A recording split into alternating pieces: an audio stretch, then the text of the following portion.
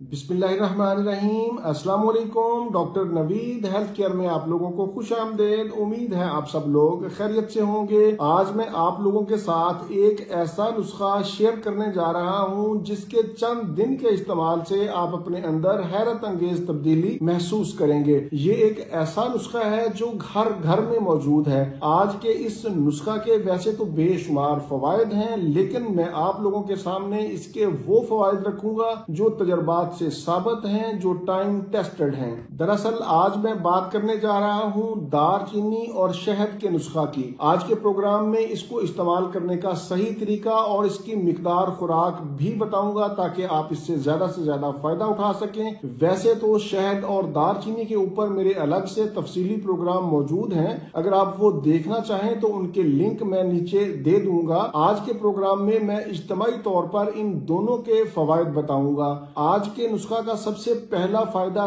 दिल के मरीजों के लिए है। आप लोग जानते हैं कि दुनिया भर में सबसे ज्यादा अमवात हार्ट अटैक की वजह से ही होती हैं। आज का नुस्खा खून को जमने नहीं देता, खून की सफाई करता है, जिस्म की डिटॉक्सिफिकेशन करता है, कोलेस्ट्रोल की सतह को कम करता है। दूसरे नंबर पर आज के नुस्खा से कुव्वत मुदाफियत में जबरदस्त इजाफा होता है, बीमारियां आपके नजदीक नहीं आएंगी। शहद और दारचीनी दोनों के अंदर एंटीबायोटिक खसूसियात पाई जाती हैं। जिस्म के अंदर किसी भी जगह पर इंफेक्शन हो उसका ये बेहतरीन इलाज है। मसलन मसाने का इंफेक्शन हो, पेशाब में प्रोटीन आती हो, या फिर नजला, जुकाम और खांसी हो, इन तमाम इंफेक्शंस का बेहतरीन कुदरती इलाज है। शहद और दारचीनी के इस्तेमाल से मोटापा भी कम होता है, आपके जिस्म की फालतू चर्बी का खात्मा होता है। शहद और दारचीनी जोड़ों के दर्द और सूजन का बेहतरीन कुदरती इलाज है। अगर आपके मुंह से बदबू आती है, बदहजमी और खट्टे डकार आते हैं, तो ऐसी सूरत हाल में भी शहद और दारचीनी मुआवनत करती है। शहद और दारचीनी के अंदर एंटी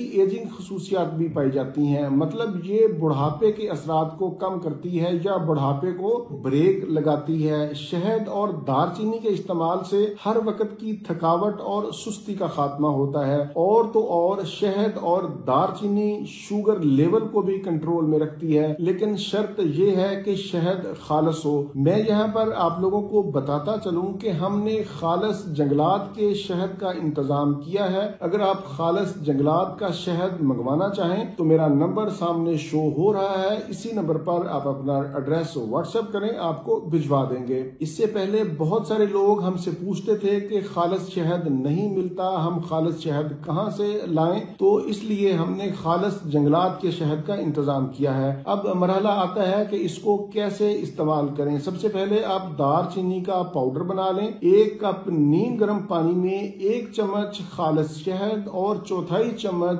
चाय वाला दारचीनी का पाउडर मिलाकर मिक्स करें और सुबह निहार मुंह और रात को सोने से पहले पी लें। मतलब दिन में 2 मरतबा आप इस नुस्खा को इस्तेमाल कर सकते हैं। इंशाल्लाह पहले 7 दिनों में ही आपको फर्क महसूस होगा। कम से कम इसको 15 दिन जरूर इस्तेमाल करें। आप रेगुलर इसको 3 माह तक भी इस्तेमाल कर सकते हैं। अपनी मर्ज की नौयत के हिसाब से आप इसका तयन कर सकते हैं कि इसको आपने कितने दिन इस्तेमाल करना है। अब मरहला आता है इसकी एहतियाती तदाबीर या इसके नुकसानात का। वैसे तो इसका कोई नुकसान नहीं है, ये कुदरती है, लेकिन आपने इसकी मिकदार से ज्यादा इस्तेमाल नहीं करना। इसके अलावा हामला खवातीन और दूध पिलाने वाली माएँ भी इसको इस्तेमाल ना करें, या फिर ऐसे मरीज जिनका ब्लड प्रेशर कम होता है, या ऐसे मरीज जो खून को पतला करने वाली अद्वियात खा रहे हैं, वो भी ये नुस्खा इस्तेमाल ना करें, या फिर अपने मुआलिज के मशवरा से इस्तेमाल करें। मैं यहाँ पर बताता चलूं कि अभी मैंने आपको बताया कि हामला खवातीन इसको इस्तेमाल ना करें, लेकिन ऐसी खवातीन जिनके हमल नहीं ठहरता,